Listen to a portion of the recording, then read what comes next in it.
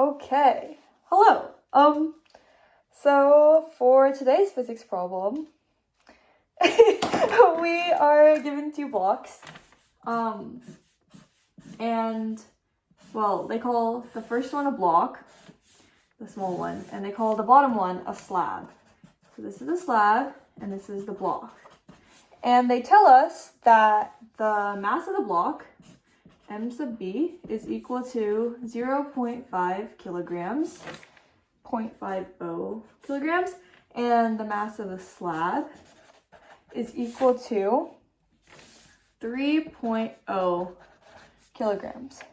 They also tell us that the initial velocity of the block is equal to 4.0 meters per second. Okay, so with that in mind,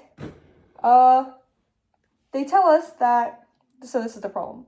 A small block of mass B at 0.5 kilograms is placed on a long slab of mass 3 kilograms as shown above. Initially, the slab is at rest, and this means that the V naught of the slab is equal to 0 and meters per second, and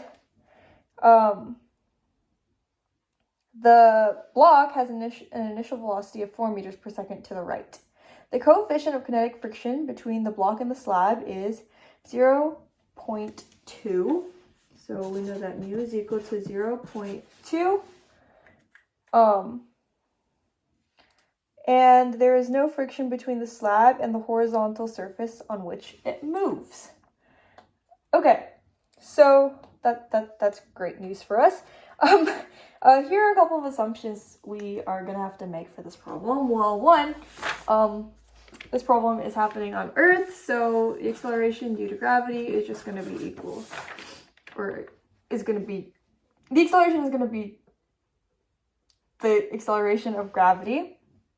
The velocities we're given are with respect to an outside observer, because as soon as the block starts moving, the slab is going to start moving as well, and then that makes velocities super complicated and annoying. But if you just look at the velocities from an outsider's frame of reference, then the initial velocity is still 4 meters per second, and it makes everything much easier to analyze. So V naught is with respect to stationary observer. And then here's the other thing we notice. This is going to be an inelastic collision, and we know that because there are, first let's define our system actually. So our system is going to consist of the blocks, the surface, and Earth, because Earth is exerting a force on these blocks, and so if we want to use conservation of momentum, we can't have any external forces. So with that being said, since we don't have any other external forces, we know that momentum is conserved, and that this will be an inelastic collision because this block is slowing down, and once it slows down, these two blocks are going to be stuck together and move together at a final velocity. So we know that this is an inelastic collision. I hope I spelled that right. Okay, anyway. Okay, so with that in mind, and with our givens being the mass of the block, the slab, and the initial velocities of both, and the coefficient of kinetic friction,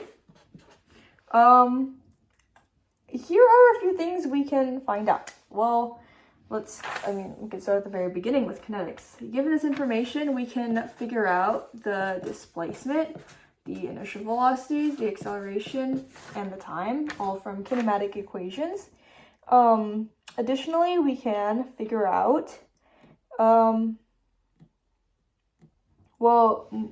that we have the energy unit, right? So we can figure out the energies of these things. The block starts with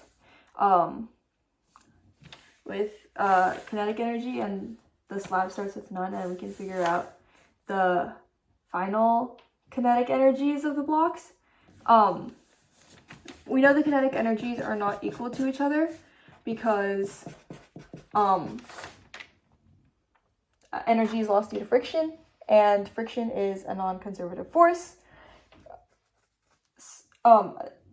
So that's kinetic energy. Then we can talk about work, energy. We can talk about the amount of work that the block does. And since we know that the initial and final kinetic energies are not going to be equal, we can figure out the amount of energy lost due to friction. So the energy lost is going to be equal to the force of friction times the distance that the block traveled.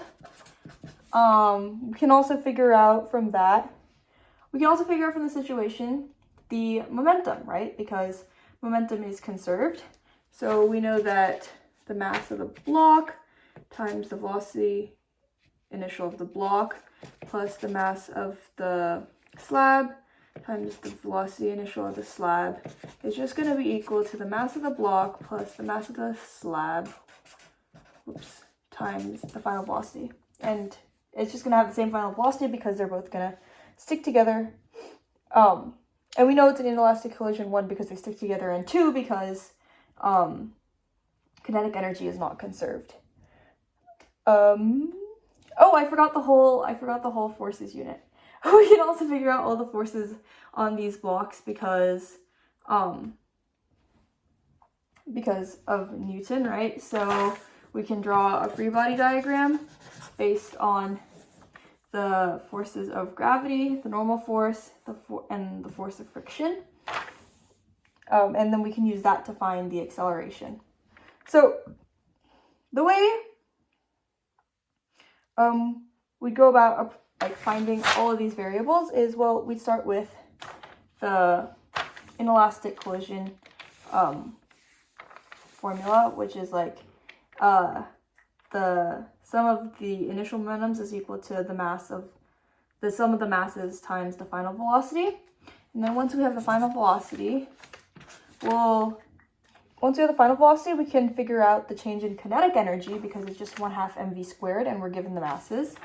And so then once we figure out the kinetic energy, so let me write this down. We use momentum to get to the kinetic energies, or the change in kinetic energies, really. And once we figure out the change in kinetic energies, we know that's the work done. And from the work, we can figure out the force times distance. So we can figure out the delta x, or the distance traveled by the block, another one of our kinematic variables. And then once we figure out the distance it has traveled, we can figure out acceleration using forces, using Newton's second law. And then once we have acceleration, we can just plug these in to figure out time. So essentially we can get all of these variables from just the information we're given. Okay, now let's take a look at the actual question. So the first part of the question is just is to draw a free body diagram of the block and a free body diagram of the slab. Okay, so, well, let's start with the block. The forces acting on the block are the force of gravity. So that's the force of gravity times its mass. So the mass of the block times g.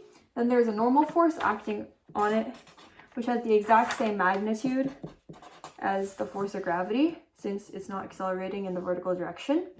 Then in the horizontal direction, we know that there's no applied force to the right, but we know that there's a frictional force which is slowing down the block, which is going to be in the opposite direction of movement. So if the movement's to the right, the friction is going to be to the left, and that's the force of friction on the block. So that free body diagram is done. Now we have to do the slab. So again, similarly to the block, there is the force of gravity on the slab, so the mass of the slab times gravity, but there is also the force of the block on the slab, which is going to be the mass of the block times gravity. And then the normal force is going to oppose both of these forces because, once again, the slab's not accelerating. Or, yeah, it's not accelerating in the vertical direction.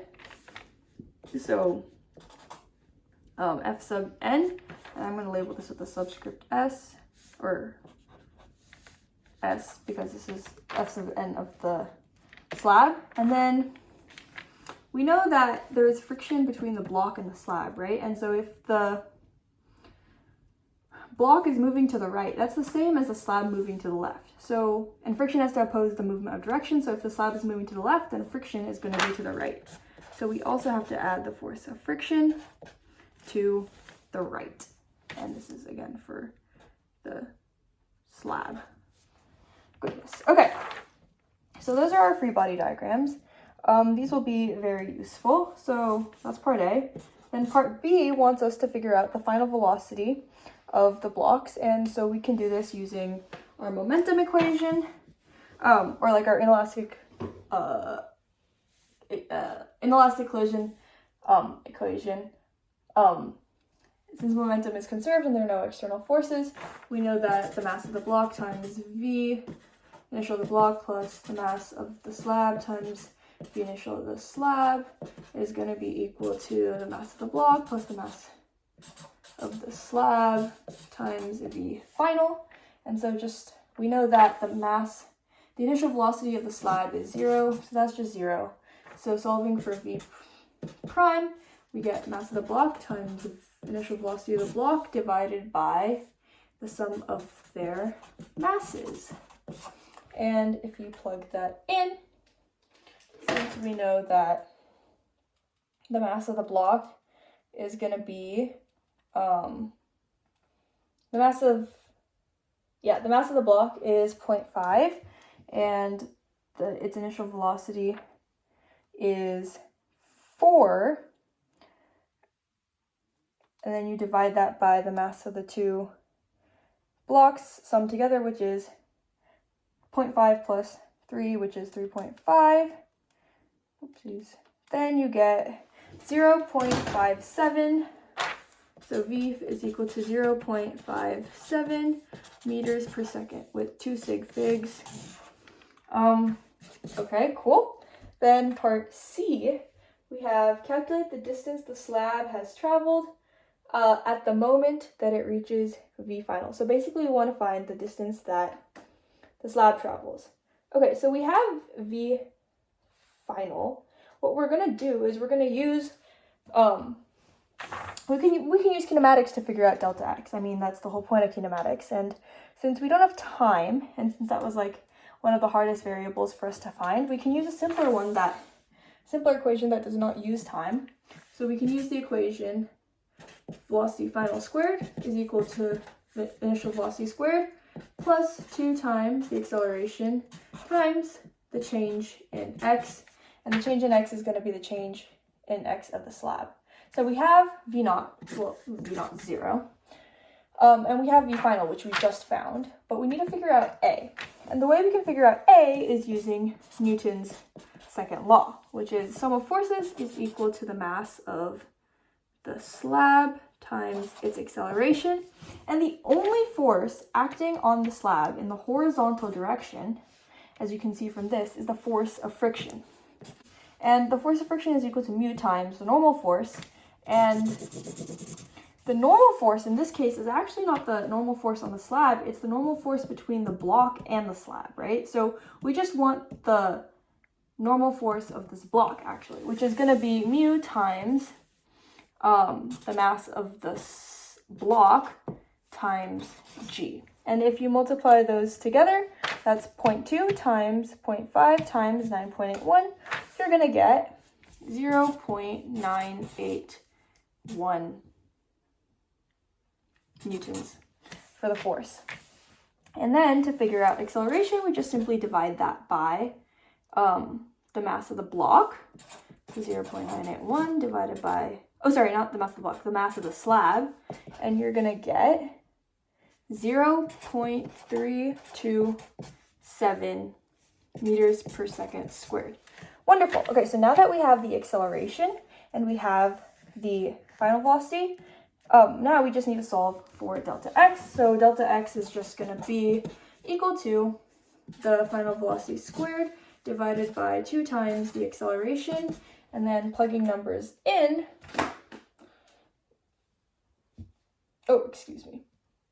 Plugging numbers in, we're going to get that velocity squared divided by 2 times the acceleration is going to get us to 0.4992, which with correct sig figs is 0.50 meters. Okay, so that's part B, and then, that's part C, excuse me. And then we just have one final part, part D. Part D is going to be calculate the work done by friction on the slab from the beginning of its motion until it reaches the final. Okay, so the way we can calculate the work done by friction is by figuring out the change, or like the amount of energy that was lost due to kinetic energy, right? Because friction, the energy that's lost was due to friction. So we can do kinetic energy final minus kinetic energy initial to find the work done. And so that's just going to be 1/2 mass of the block plus the mass of the slab in parentheses times V final squared, because they're both going to be moving together. They're going to be stuck together, so we can account for both of them at the same time, minus the initial kinetic energy, which is just going to be 1/2 times the mass of the block times the initial velocity of the block squared. And this time we know that the slab was at rest, so it had no kinetic energy. And so plugging these numbers into the equation, we get 0.5 times the mass of the block plus the mass of the slab, which is 3.5 times final velocity, which we got to be final velocity, which we got to be 0.57 squared minus 0.5 times mass of the block, which is 0.5 times the initial velocity squared, which is 4 squared, so times 16, and we get negative 3.43, but it's negative because it's energy lost. So in total, the work that was done by the friction is 3.4 with the proper sig figs joules.